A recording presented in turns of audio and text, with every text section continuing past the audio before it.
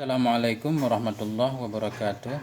Sahabat semuanya yang dicintai Allah Subhanahu wa taala. Lanjutan kitab Aqidah Islamiyah tentang qiyamuhu binafsih dan dalilnya. Bismillahirrahmanirrahim. Sin soal paling bawah. Ma ma'nal qiyami binafsihi wa ma daliluhu. Bermula apa itu makna berdirinya Allah binafsihi dengan sendirinya, wa ma daliluhu dan apa itu dalilnya qiyam binafsih. Jawab. Maknahu annahu la yahtaju ila siwah. Bermula maknanya qiyam binafsih, Allah berdiri dengan sendirinya, itu annahu, bahwa sungguhnya Allah itu la yahtaju ila siwah, bahwa sungguhnya Allah itu tidak butuh ianya Allah ila siwahu, kepada selainnya Allah. Jadi arti qiyamuhu binafsih, Allah tidak butuh kepada apapun. Jadi berbeda dengan makhluk. Kalau makhluk itu butuh kepada yang lain. Apalagi kita manusia, makhluk yang tidak bisa hidup sendiri, butuh makan, butuh minum, butuh tempat tinggal, butuh kepada yang memberikan udara, yang memberikan sinar matahari dan segala macam. Kita butuh kepada yang lain. Adapun Allah Subhanahu wa taala enggak butuh kepada apapun, karena justru Allah lah yang mengadakan segala yang lain. Wa daliluhu annahu law ihtaja ila ghairihi lakana ajizan, walau kana ajizan ma wujida syai'un min hadhil makhluqat. Dan bermula dalilnya Allah tidak butuh kepada selainnya, atau dalil qiyam binafsih itu annahu, bahwa sungguhnya Allah law ihtaja, jikalau butuh ianya Allah ila ghairihi, kepada selainnya Allah, lakana ajizan, sungguh ada ianya Allah itu lemah. Nah, jadi dalilnya ini dalil akal. Jikalau kita bilang Allah itu butuh kepada yang lain, nah berarti Allah itu lemah, karena setiap yang membutuhkan orang lain itu pasti karena dia tidak mampu. Nah, yang butuh kepada yang lain tandanya tak mampu. Kita manusia butuh kepada bantuan orang lain, tandanya kita tak mampu. Mengangkat yang berat-berat butuh bantuan karena tidak bisa sendiri. Nah, apalagi manusia ini butuh kepada dihidupkan, yang menghidupkan kita ya Allah Subhanahu wa taala. Nah, kalau kita bilang Allah butuh kepada yang lain, itu Allah lemah. Walau kana ajizan ma wujida syai'un min hadhil makhluqat. Jikalau ada ianya Allah itu yang lemah, niscaya sungguh mawujida, sungguh tidak didapatkan akan sesuatu apapun min hadhil makhluqat, dari ini segala makhluk. Jadi kalau kita bilang Allah lemah, sungguh makhluk ini nggak ada, langit nggak ada, bumi nggak ada, lautan, gunung segala macam nggak ada, tapi ternyata ada. Berarti Allah lemah itu tidak benar. Maka sebutlah bahwa Allah itu kaya. Arti kaya tidak butuh kepada apapun. Wa kaunuhu ajizan batilun. Dan bermula keadaannya Allah itu yang lemah itu batil. Jadi tidak benar kalau Allah itu lemah, karena nyatanya makhluk sudah kita lihat dengan mata kepala sendiri, ada langit, ada bumi. Sementara nggak ada manusia yang bisa membuat langit dan bumi. Ini menunjukkan bahwa semuanya diciptakan oleh Allah Subhanahu wa taala. Qala ta'ala, berkatalah Allah Subhanahu wa taala, innallaha laghaniyun 'anil 'alamin. Sesungguhnya Allah Subhanahu wa taala itu laghaniyun, itu sungguh benar-benar kaya, 'anil 'alamin, dari seluruh alam. Arti Allah kaya dari seluruh alam, Allah benar-benar tidak butuh kepada apapun. Jadi Allah menciptakan langit bukan berarti Allah butuh kepada langit. Segala yang Allah ciptakan itu Allah tidak butuh. Allah tidak butuh ke langit, tidak butuh kepada bumi, tidak butuh kepada tempat. Allah di luar luang dan waktu. Ya, jadi Allah menciptakan langit dan bumi untuk memperlihatkan kekuasaannya. Ya, Allah menciptakan manusia, Allah pengen memperkenalkan dirinya kepada manusia. Yang manfaatnya kembali kepada manusia itu sendiri. Bila kita taat kepada Allah, maka Allah akan memberikan balasan-balasan yang baik yang sudah Allah janjikan. Kemudian, sin, soal. Ma ma'nal wahdaniyati wa ma daliluha. Bermula apa itu makna atau arti dari wahdaniyah, wa ma daliluha, dan apa itu dalilnya wahdaniyah. Ini dalil keesaan Allah, arti keesaan Allah dan apa dalilnya. Jawab. Maknaha annallaha wahidun la syarikalah. Bermula maknanya wahdaniyah itu bahwa sungguh Allah itu wahid. Allah itu esa tunggal, la syarikalah, tidak ada sekutu baginya Allah, fi fi'lihi, pada perbuatannya Allah, wala fi sifatihi, dan tidak pula pada sifatnya Allah, wala fi zatihi, dan tidak pula pada zatnya Allah. Jadi arti wahdaniyah itu Allah esa. Allah esa, Allah sendiri, tidak ada sekutu baginya Allah, arti tidak ada sekutu, tidak ada siapapun yang menyamai Allah. Fi fi'lihi, pada perbuatannya Allah. Tidak ada yang bisa berbuat seperti perbuatan Allah. Wala fi sifatihi, dan tidak ada yang menyamai Allah pada sifatnya Allah. Ya, jadi Allah esa dalam penciptaan. Semua yang terjadi di alam raya ini itu pada hakikatnya perbuatan Allah. Esa perbuatan Allah. Esa sifatnya Allah. Jadi kalaupun ada kesamaan pada nama, tapi pada hakikatnya itu beda. Ada kita bilang misalkan manusia kaya, Allah juga kaya, tapi hakikatnya berbeda. Jadi nggak sama kaya Allah dengan kaya manusia. Kaya Allah kaya mutlak, tidak butuh kepada apapun. Adapun kaya manusia itu kaya majazi. Artinya kaya kita punya sesuatu, padahal masih banyak hal lain yang kita butuh. Kita butuh kepada hidup, butuh kepada udara, butuh kepada makan. Itu namanya miskin sebenarnya. Wala fi dzatihi, dan tidak ada sekutu pada zatnya Allah, tidak ada siapapun yang menyamai Allah dalam zatnya. Nah, seperti cerita kemarin, apapun yang bisa kita bayangkan itu bukan Allah Subhanahu wa taala. Jadi Allah itu esa dan tunggal, sendiri, berbeda dengan segalanya. Dan Allah itu tidak terdiri dari bahagian-bahagian. Bukan seperti manusia terdiri dari bahagian darah, daging, urat, tulang, dan segala macam. Allah tidak seperti itu. Karena Allah itu bukan jisim. Nah, kita sebut satu zat yang tunggal, yang wajib adanya. Yang hakikatnya kita nggak tahu. Jadi kita tahu tentang Allah karena Allah menjelaskannya dalam kitab sucinya. Allah bilang Allah itu maha mendengar segala-galanya. Bahkan zat kita juga Allah bisa mendengarnya. Allah maha melihat segala-galanya. Penglihatan Allah bukan dengan mata. Dan seterusnya. Wa daliluha annahu law kana lahu syarikun lawaqa'a bainahum an-niza'u wal khisamu fayafsudul kaunu.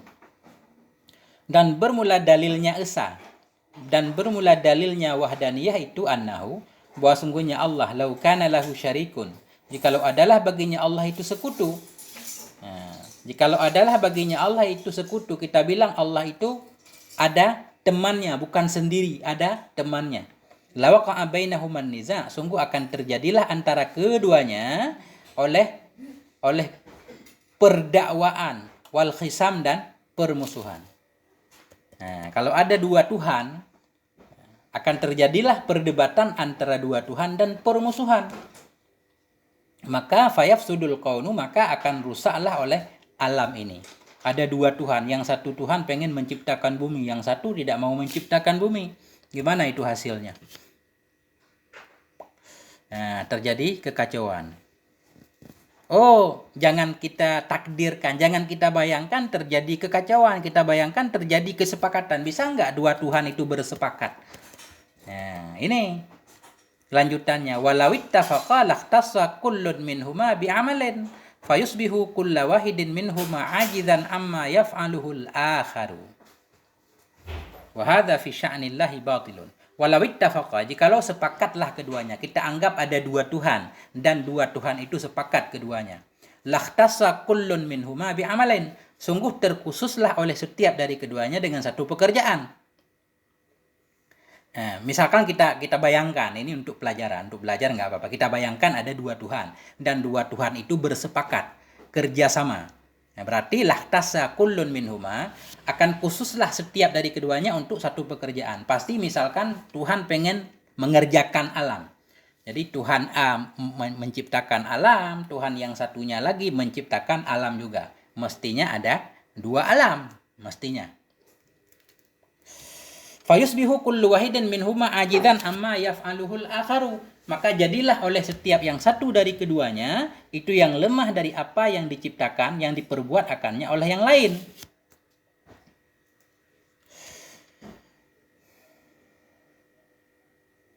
Yang satu membuat satu alam, yang satu lagi membuat satu alam lagi. Berarti Tuhan yang satu tidak mampu untuk menciptakan alam kedua. Tuhan yang satu lagi tidak mampu menciptakan alam yang pertama karena sudah diciptakan oleh yang satunya. Atau kita takdirkan nggak apa-apa, satu alam ini diciptakan oleh dua Tuhan. Berarti bahagian yang diciptakan oleh satu Tuhan otomatis tidak mampu dilakukan oleh Tuhan yang lain. Oh, kita bayangkan mampu aja diciptakan, cuma mengalah biar Tuhan yang satu ada pekerjaannya. Nah, ini menunjukkan kelemahan. Mengalah itu menunjukkan kelemahan. Ini batil pada hak Tuhan. Wa hadza fi sya'nillahi batilun.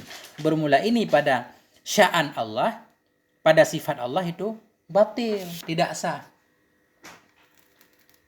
Dalam kehidupan di dunia aja tidak boleh ada dua raja dalam satu kerajaan. Kalau ada dua raja itu pasti akan terjadi tidak akur. Kalaupun kita bayangkan akur, itu menunjukkan salah satunya lemah, harus mengalah dari keinginan yang satunya. Bisa nggak dipahami?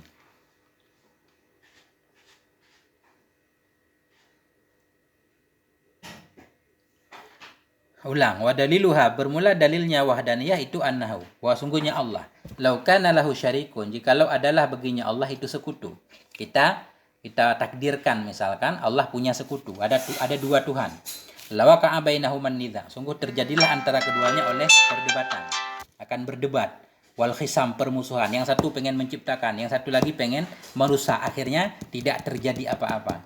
Yang satu pengen menciptakan alam, yang satu pengen merusak alam. Nah, misal fayafsudul kaunu, maka akan rusaklah alam ini. Oh, ternyata alam ini tidak rusak. Kan bisa saja dua Tuhan itu bersepakat. Ini kita kerjasama menciptakan alam misalkan. Nah, walawit tafaqa, jikalau sepakatlah keduanya dua Tuhan, lahtassa kullun minhuma bi'amalin, sungguh khususlah oleh setiap dari keduanya dua Tuhan dengan satu pekerjaan. Nah, berarti alam ini dibagi dua, separuh diciptakan oleh satu Tuhan, separuh lagi diciptakan oleh Tuhan kedua.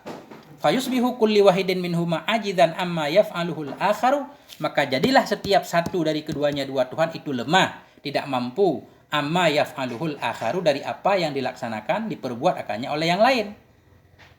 Kalau satu alam diciptakan oleh dua Tuhan, otomatis separuh-separuh. Berarti yang separuh diciptakan oleh Tuhan A, yang separuh diciptakan oleh Tuhan B, misal. Jadi yang separuh yang diciptakan oleh Tuhan B, Tuhan A tidak mampu menciptakannya. Karena sudah diciptakan oleh Tuhan yang satu. Nah, ini menunjukkan kelemahan Tuhan. Wa hadza fi sya'nillahi batilun. Ini pada keadaan Tuhan itu batal. Tidak sah, Allah itu lemah. Allah itu mampu, maha kuasa. Dan ternyata alam ini sudah ada. Diciptakan oleh satu Tuhan yang maha esa.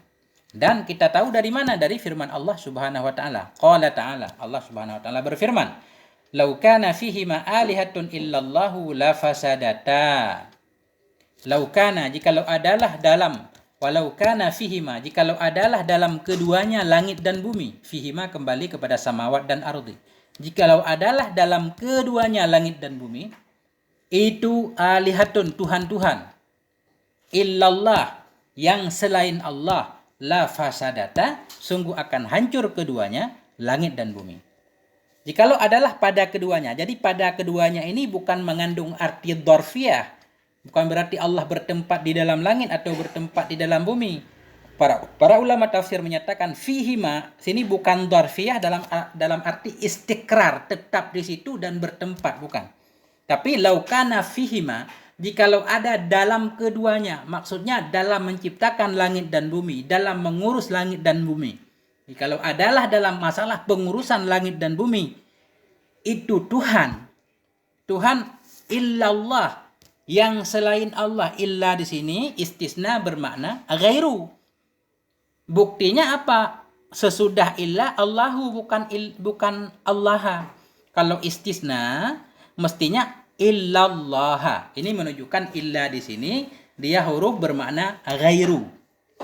Jadi karena begini, ada istilah istisna muttasil. Mustasna bagian dari mustasnamen. Ini orang yang ngaji nahwu pasti paham. Jadi yang sesudah illa bukan bagian dari dari yang di belakang ilah. Allahu itu tidak masuk dalam alihah, tidak. Jikalau adalah dalam pengurusan langit dan bumi itu Tuhan ghairallah, Tuhan yang bukan Allah, la fasadata, sungguh hancur keduanya. Ya. Karena seperti cerita di atas akan terjadi kekacauan, tidak akan bersepakat. Yang satu pengen membuat alam, yang satu tidak pengen membuat alam, akhirnya alam ini tidak ada. Ternyata sekarang sudah ada. Oh, kita bayangkan sepakat, kedua Tuhan itu sepakat. Kalau bersepakat itu pasti salah satunya lemah. Harus ada yang mengalah, itu menunjukkan kelemahan. Kelemahan itu tidak boleh ada pada Tuhan.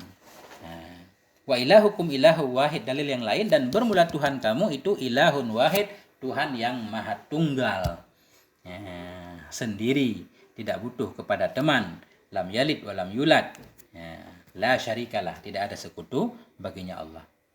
Mungkin sampai di sini dulu. Terima kasih, semoga ada manfaatnya. Mohon maaf atas segala kekurangan. Wassalamualaikum warahmatullahi wabarakatuh.